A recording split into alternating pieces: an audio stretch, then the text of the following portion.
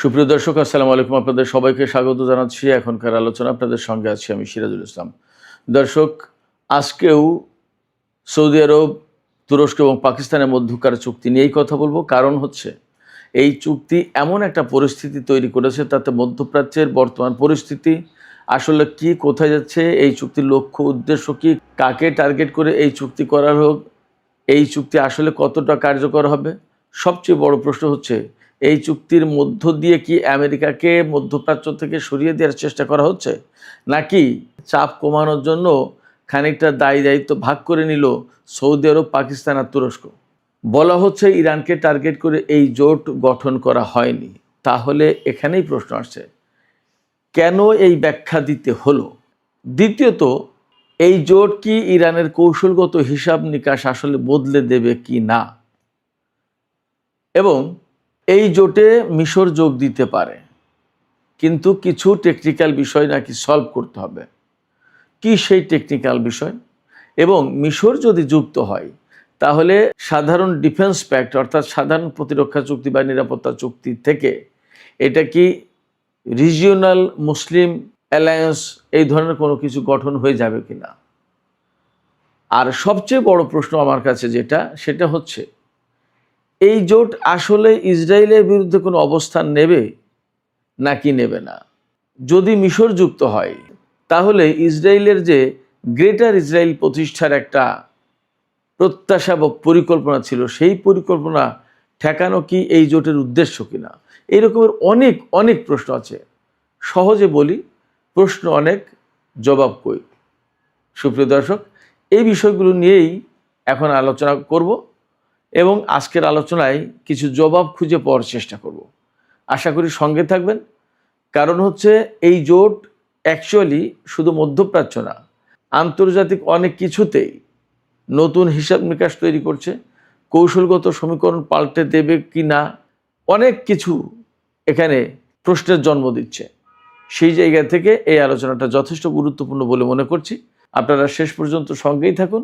আর video ভালো লাগলে like, comment, share করবেন এবং চ্যানেলটি সাবস্ক্রাইব করে সাথেই থাকবেন। দর্শক, চলুন বিস্তারিত আলোচনা করি। প্রথম যে প্রশ্ন দিয়ে শুরু করেছিলাম, যে এই জোট আমেরিকাকে সরিয়ে দিচ্ছে কিনা মধ্যপ্রাচ্য থেকে, নাকি আমেরিকা যে দায়িত্ব পালন করে আসছিল এতদিন, তার কাঁধ থেকে তার বোঝা কিছুটা কমিয়ে দিয়ে সেই বোঝা তুরস্ক, পাকিস্তান এবং সৌদি আরব নেওয়ার চেষ্টা করছে। আসলে কোনটা? এখানে দুই অ্যাঙ্গেল থেকেই বিশ্লেষণ করা যেতে পারে। প্রশ্নের যেহেতু দুটো পার্ট, আমি দুটো অ্যাঙ্গেল থেকেই দুটো পার্ট আমি বিশ্লেষণ করার চেষ্টা করছি। প্রথম কথা হচ্ছে যে, এই জোট কি আমেরিকাকে মধ্যপ্রাচ্য থেকে সরিয়ে দেওয়ার চেষ্টা করছে কিনা, সেটা একটা প্রশ্ন। আমার কাছে মনে হয় যে খানিকটা সেই চেষ্টা করছে, এই কারণে যে এই যে ইরান, আমেরিকা, ইসরায়েলের যে যুদ্ধটা, সেই যুদ্ধে খুব বেসিক দুটো কাজ হয়েছে। একটা বিষয় হচ্ছে, সৌদি আরব থেকে শুরু করে এই আরব দেশগুলো, যে উপসাগরীয় যে আরব দেশগুলো, তাদের কারোরই অ্যাকচুয়ালি নিরাপত্তা দিতে পারেনি আমেরিকা। শুধু নিরাপত্তা দিতে পারেনি না, এই সমস্ত দেশে আমেরিকার যে ঘাঁটিগুলো ছিল, সেই ঘাঁটিগুলোই রক্ষা করতে পারেনি আমেরিকা। তাহলে সৌদি আরব এখানে পরিষ্কার বুঝেছে যে আমেরিকা নিরাপত্তা দিতে পারছে না। এটা গেলে একটা অংশ। আর একটা অংশ হচ্ছে যে, আরব দেশগুলোর উপরে যখন আরব দেশগুলো বিভিন্ন বিমানবন্দরে বা মার্কিন ঘাঁটিতে যেখানে যেখানে মার্কিন বিমান এ সমস্ত ছিল, সেখানে যখন ইরান একের পর এক ক্ষেপণাস্ত্র এবং ড্রোন হামলা চালিয়েছে, সেইগুলো রক্ষা যতটা করার চেষ্টা করেছে, তার চেয়ে সবার আগে ইসরায়েলের নিরাপত্তা রক্ষাটা আগে করেছে। এবং এই অঞ্চল থেকে কোনো সময় থার্ড পেট্রিয়ট সরিয়ে নিয়ে ইসরায়েলকে নিরাপত্তা দেওয়ার চেষ্টা করেছে। এবং সৌদি আরব বা আরব দেশগুলোর উপরে যে সমস্ত ক্ষেপণাস্ত্র বা ড্রোন ছুড়েছে ইরান, সেগুলো ঠেকানো চেয়ে ইসরায়েলকে লক্ষ্য করে যে সমস্ত ক্ষেপণাস্ত্র এবং ড্রোন ছুড়েছিল ইরান, সেইগুলোকে ঠেকানোর চেষ্টা করেছে বেশি। এগুলো চোখের সামনেই সৌদি আরব এবং অন্য আরব দেশগুলো দেখেছে। দেখার পরে এই জায়গা থেকে আমেরিকার উপর তাদের আস্থা কমে যাওয়াটা স্বাভাবিক। যার কারণে সৌদি আরব বা অন্যান্য আরব দেশ, বিশেষ করে সৌদি আরব, কাতার, এই দুটো দেশ আমেরিকাকে অনেক ক্ষেত্রেই সাহায্য সহযোগিতা করেনি বা তাদের সক্রিয় কোনো ভূমিকা ছিল না। তারা বেশিরভাগ ক্ষেত্রে নীরব ছিল, চুপ ছিল, অথবা একেবারে উপায়হীন হয়ে তাদের হয়তো ঘাঁটি টাটি ব্যবহার করেছে, বাট তারা আমেরিকাকে কোনো সাহায্য সহযোগিতা করেনি। এইরকম মোটামুটি দেখা যায়। এবং মাঝে মাঝে আমরা এমন খবর পেয়েছি যে সৌদি আরবের সাথে ডোনাল্ড ট্রাম্পের টানা পড়েন। সৌদি আরব বলছে যে আমার আকাশ, আমার ঘাঁটি তোমরা ব্যবহার করতে পারবে না। তারপরে এই যে সর্বশেষ যে বড় হামলা চালাতে চেয়েছিল আমেরিকা, তখন সৌদি যুবরাজ মোহাম্মদ বিন সালমান সরাসরি ট্রাম্পকে ফোন করে বলছে যে এই কাজ করবেন না, এতে অনেক বেশি ক্ষতিগ্রস্ত হবে, সংকটে পড়বে মধ্যপ্রাচ্যের সমস্ত তেল এবং গ্যাসের অবকাঠামো, তেল ক্ষেত্র, রিফাইনারি এবং গ্যাসের ফিল্ডগুলো। তার মানে কি, আমেরিকার এই হামলায় ইরান কতটা ক্ষতিগ্রস্ত হবে, তার চেয়ে ইরান যে পাল্টা হামলা চালালে মধ্যপ্রাচ্য ব্যাপকভাবে ধ্বংসপ্রাপ্ত হবে, এই বিষয়টা বুঝতে পেরেছে সৌদি আরবের লোকজন। এই জন্য তারা আমেরিকার উপর আস্থা না রেখে বরং বলছে যে আপনারা হামলা করবেন না ইরানের উপরে, আপনারা ইরানের উপর হামলা করলে ইরান যে পাল্টা প্রতিশোধ দেবে আরব দেশগুলোর উপরে, তার ক্ষয়ক্ষতি আমাদের উপর দিয়ে যাবে। তার মানে আমেরিকার উপর কিন্তু তাদের আস্থা নেই, এটা একটা বাস্তব দিক। কিন্তু তুরস্ক, সৌদি আরব এবং পাকিস্তান, তিনটা দেশই যেহেতু আমেরিকার পক্ষের দেশ, এবং তিনটা দেশের সাথে আমেরিকার সম্পর্ক হচ্ছে, আমি গত রাতের ভিডিওতে বলেছি যে তুরস্ক হচ্ছে সরাসরি নেটো জোট অর্থাৎ মার্কিন নেতৃত্বাধীন সামরিক জোটের সদস্য। সে যদি এখানে এসে জোট করে, আবার তার সাথে ইসরায়েলের সম্পর্ক কিন্তু কম বেশি আছে, সে যদি এখানে এসে জোট করে তাহলে ইরানকে রক্ষার জন্য জোট করছে, মুসলিম স্বার্থ রক্ষার জন্য জোট করছে, নাকি আমেরিকা যেটা করতে পারেনি সেটা করার জন্য জোট করছে? অর্থাৎ এখানে যেহেতু তিন দেশই মুসলিম দেশ এবং আঞ্চলিক দেশ, এরা যদি জোট করে তখন ইরানের পক্ষে এই সমস্ত জায়গায় যুদ্ধ করাটা কঠিন হয়ে যাবে, কারণ মুসলিম ভ্রাতৃঘাতী যুদ্ধ হিসেবে গণ্য হবে। আবার শিয়া সুন্নির একটা প্রশ্ন আসছে, এরকম অনেক হিসাব নিকাশ আছে। তাহলে আলটিমেটলি আমেরিকার স্বার্থ কিন্তু রক্ষা করে এই দিক দিয়ে। আসলে কোনটা, অনেক অনেক অস্পষ্টতা আছে, অনেক প্রশ্ন আছে এই সব জায়গায়।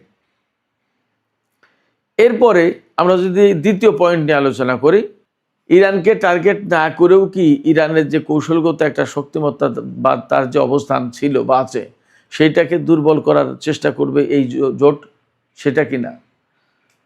প্রথম প্রশ্ন হচ্ছে যে তুরস্কের পররাষ্ট্রমন্ত্রী হাকান ফিদান তিনি বলেছেন সরাসরি যে আমরা ইরানকে টার্গেট করে এই জোট গঠন করিনি। এই কথার ভেতরেই সবচেয়ে বড় প্রশ্ন রয়েছে যে তাকে এই কথা কেন বলতে হচ্ছে যে ইরানকে টার্গেট করে আমরা করিনি, এই কথা কেন বলতে হলো? তার মানে ভেতরে কি কোনো কিন্তু আছে, কোনো কিছু লুকানো আছে কিনা, সেই প্রশ্ন কিন্তু অনেক বড় প্রশ্ন। অর্থাৎ আপনি যখন ব্যাখ্যা দিচ্ছেন তখন কিন্তু আপনার ব্যাখ্যার প্রয়োজনীয়তা কি, কেন আপনি ব্যাখ্যা দিলেন, সেই প্রশ্নই কিন্তু উঠে আসে যে আপনি কেন বলছেন এটা। আপনার কাছে তো জানতে চায়নি কেউ যে এটা ইরানকে লক্ষ্য করে কিনা, বা ইরান তো বলেননি যে আমাকে লক্ষ্য করে তোমরা এই জোট করলে, তাহলে আপনি কেন বলছেন যে ইরানকে লক্ষ্য করে না? এই প্রশ্ন কিন্তু অনেক বড় প্রশ্ন। তো সেই জায়গা থেকে প্রশ্ন হচ্ছে যে এই জোট ইরানের কৌশলগত হিসাব নিকাশ বদলে দেবে কিনা। ইরানের কৌশলগত হিসাব নিকাশটা কি? ইরানের কৌশলগত হিসাব নিকাশ হচ্ছে হরমুজ প্রণালী কন্ট্রোল করা, তারপরে আঞ্চলিক পর্যায়ে ইরান যে একটা বড় শক্তি হিসেবে উঠে দাঁড়ালো এটাকে ঠিকমতো প্রতিষ্ঠা করা, আঞ্চলিক পর্যায়ে যে সমস্ত প্রক্সি ফোর্স আছে বা প্রতিরোধকামী সংগঠনগুলো আছে সেগুলোর সাথে ইরানের সম্পর্ক যথেষ্ট। এখন এই প্রক্সি ফোর্সগুলোকে কিন্তু আমেরিকা এতদিন ধরে ডিসম্যান্টেল করার চেষ্টা করেছে, ধ্বংস করার চেষ্টা করেছে, ইসরায়েল ধ্বংস করার চেষ্টা করেছে, এদের উপরে নিষেধাজ্ঞা আরোপ করেছে, এদেরকে সন্ত্রাসী সংগঠন বলেছে, কিন্তু ইরান এদের সাথে সম্পর্ক মেনটেন করেই চলেছে। এবং এখন তারা কিন্তু আঞ্চলিক পর্যায়ে বেশ ভালো শক্তি, ইসরায়েলের সাথে আমেরিকার সাথে কম বেশি টুকটাক যুদ্ধ করেছে।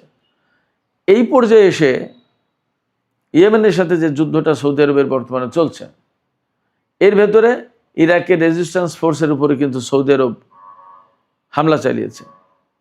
সৌদি আরব হামলা চালানোর পরে ইরাকের রেজিস্ট্যান্স ফোর্স এবং ইয়েমেন তারা পরিকল্পনা করেছিল যে অ্যাট এ টাইম তারা দুই পাঁচটা সৌদি আরবের উপর হামলা চালাবে, কিন্তু কোনো না কোনো কারণে হামলাটা বন্ধ করেছে। হয়তোবা ইরান অনুরোধ করেছে যে এখন না, এই জোট গঠন আমরা তাদের সাথে বোঝাপড়া করি কিভাবে কি করতে চাই, কি বিষয়।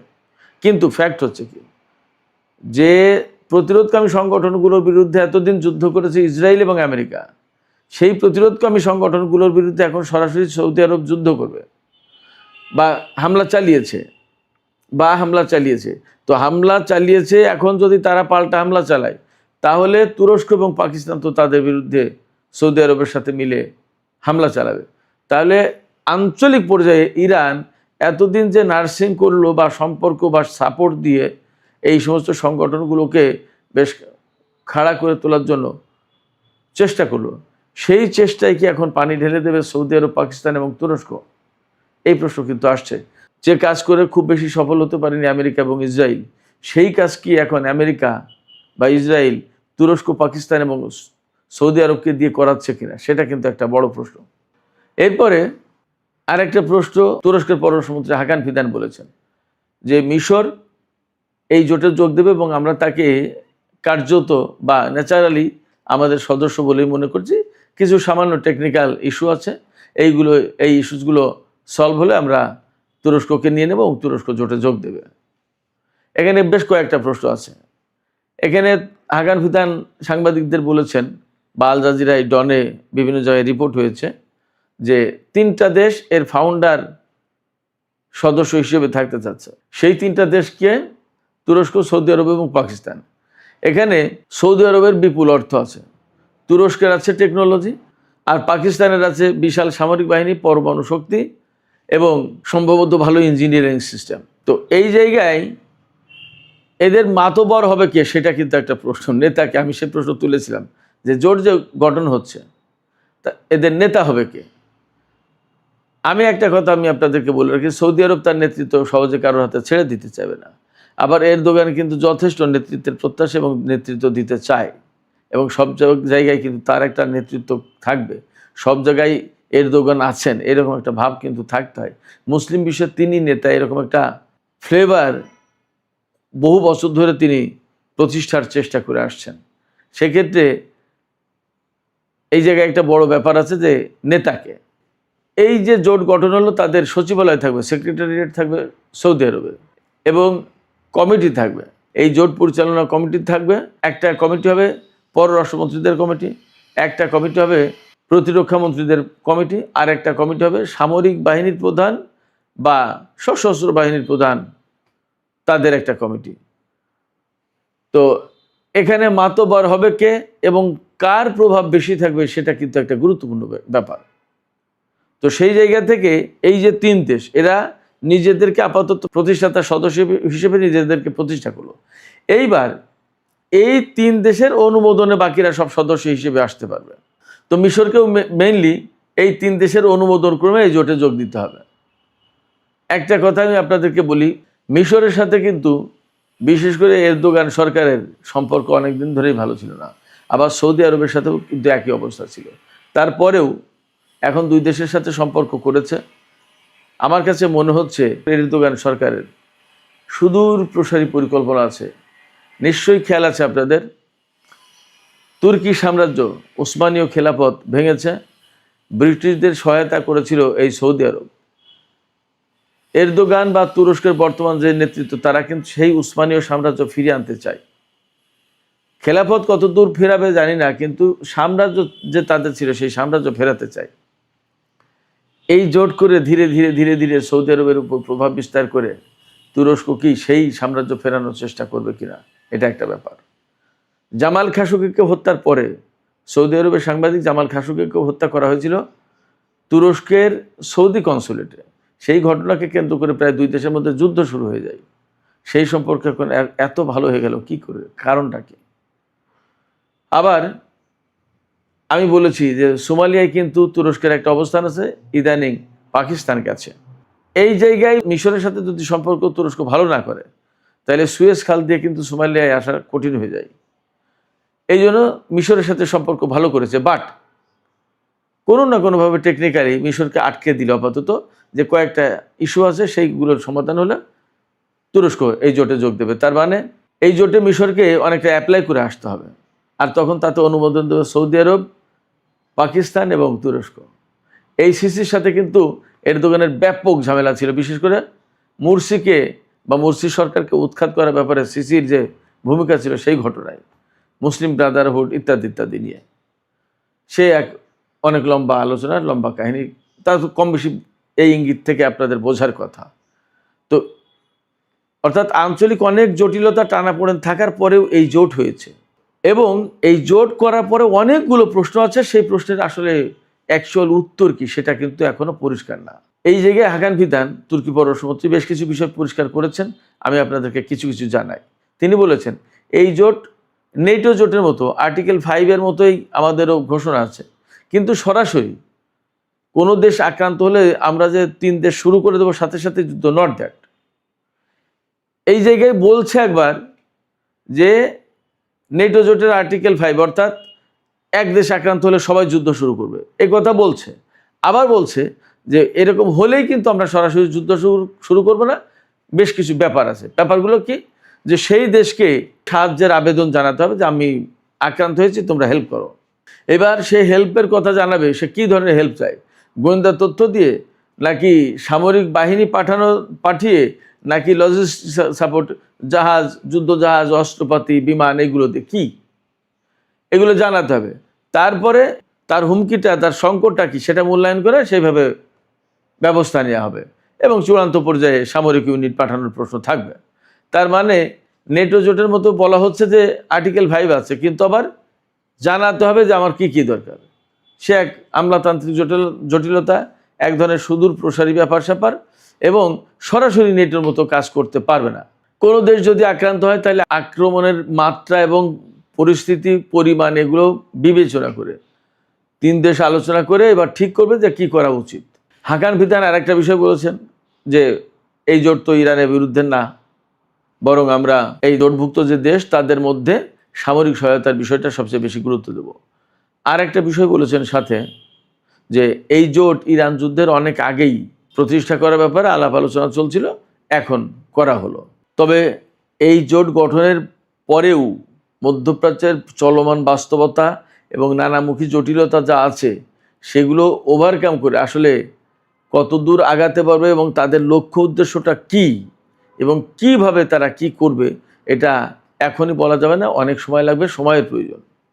এদিকে আর একটা বিষয় আপনারা নিশ্চয়ই খেয়াল করেছেন, মার্কিন প্রেসিডেন্ট ডোনাল্ড ট্রাম্প কিন্তু এই ব্যাপারে কোনো বক্তব্য দেননি। এই যে জোটটা হলো, তিনি কোনো বক্তব্য দেননি। তিনি হয়তো পর্যবেক্ষণ করছেন, আরও জানা বোঝার চেষ্টা করছেন, কি হয় একটু জানি বুঝি দেখি তারপরে বক্তব্য দেবো। এই যে তার যে নীরবতা, এটা কিন্তু একটা ইম্পর্ট্যান্ট ব্যাপার। আরেকটা বিষয় আমি তুলেছিলাম প্রশ্ন, যে এই জোট যে গঠন হলো, নিরাপত্তার প্রশ্ন কার? একটা বিষয় খেয়াল করে থাকবেন, ডোনাল্ড ট্রাম্প ক্ষমতা আসার পরে কিন্তু আব্রাহাম অ্যাকর্ড বাস্তবায়ন করার চেষ্টা করছে, সৌদি আরবের সাথে ইসরায়েলের সম্পর্ক প্রতিষ্ঠা করে দেওয়ার চেষ্টা করছে। অনেক জায়গায় খবর আছে যে সৌদি আরব চাই, আবার অনেক বিশ্লেষক এভাবে বিশ্লেষণ করছেন যে ইসরায়েলকে দিয়ে সৌদি আরবের সাথে যে নর্মালাইজেশন প্রক্রিয়াটা ডোনাল্ড ট্রাম্প চেষ্টা করছিল, এটাকে বাধা দেওয়ার জন্য পাকিস্তান, সৌদি আরব এবং তুরস্ক এই জোট করলো। ব্যাপারটা যদি তাই হয় এবং মিশর যদি যুক্ত হয়, তাহলে কি ব্যাপারটা এই যে ইসরায়েলের যে প্রভাব প্রতিপত্তি মধ্যপ্রাচ্যে ছড়িয়ে পড়ছিল সেটা ঠেকানোর একটা চেষ্টা, নাকি গ্রেটার ইসরায়েল প্রতিষ্ঠা করতে চায়? এই গ্রেটার ইসরায়েল প্রতিষ্ঠা করতে গেলে সৌদি আরবের বিরাট অংশ নিয়ে নেবে, তুরস্ক নিয়ে নেবে, অনেক দেশ, ইরাক, ইরান তো দখল করবে, বহু কিছু। তো সেই সংকট যাতে তৈরি না হয়, আগেই এই দেশগুলো কি, মিশর, তুরস্ক, সৌদি আরব, এরা কি ঠেকানোর চেষ্টায় এই জোট গঠন করলো? অ্যাকচুয়ালি কি? এরকম অনেক প্রশ্ন আছে। এই প্রশ্নগুলোর হয়তো কিছু বিশ্লেষণ আছে, কিন্তু অনেক প্রশ্নের জবাব নেই। আমাদেরকে এই সমস্ত প্রশ্নের জবাব পাওয়ার জন্য আরও অপেক্ষা করতে হবে, আরও ধৈর্য ধরে দেখতে হবে আসলে পরিস্থিতি কোথায় যাচ্ছে। তবে একথা বলি যে এই জোট আলটিমেটলি ইরান এবং তার যে সমস্ত মিত্র সংগঠনগুলো মধ্যপ্রাচ্যে আছে তাদের জন্য নিশ্চয়ই একটা ঝামেলার কারণ হবে এবং তাদের জন্য সংকট সৃষ্টি করবে। তাতে তুর্কি পররাষ্ট্রমন্ত্রী যাই বলুন না কেন, তিনি যতই বলুন যে ইরানকে টার্গেট করে নয়, কিন্তু ইরানকে টার্গেট করে না হলেও ইরান সমর্থিত যে সমস্ত প্রক্সি ফোর্স মিডল ইস্টে আছে তাদের জন্য এই জোট সংকট তৈরি করবে, আপাতত এটা বলা যাচ্ছে। সুপ্রিয় দর্শক, এখনকার আলোচনা এখানে শেষ করতে চাইছি। আলোচনা শেষের আগে আপনাদের মতামত জানতে চাই, আপনারা কি মনে করেন? তুরস্কের পররাষ্ট্রমন্ত্রী হাকান ফিদান বলছেন যে ইরানকে টার্গেট করে এই জোট নয়। ঠিক আছে, কিন্তু ইরান সমর্থিত যে সমস্ত ফোর্স আছে তাদের সাথে অনিবার্যভাবে সৌদি আরবের সংঘাত হবে বা হওয়ার কথা। তাহলে সেই সমস্ত প্রক্সি ফোর্সের জন্য কি এই জোট ঝামেলার কারণ, সংকটের কারণ হবে না? তাহলে বৃহত্তর পরিসরে তো ইরানের জন্যই একটা সংকটের কারণ হয়, তাই নয় কি? আপনাদের মতামত জানিয়ে কমেন্টে লিখতে পারেন। আর ভিডিও ভালো লাগলে লাইক, কমেন্ট, শেয়ার করবেন এবং চ্যানেলটি সাবস্ক্রাইব করে সাথেই থাকবেন। দর্শক, আপনাদের সবাইকে অনেক অনেক ধন্যবাদ। আল্লাহ হাফেজ।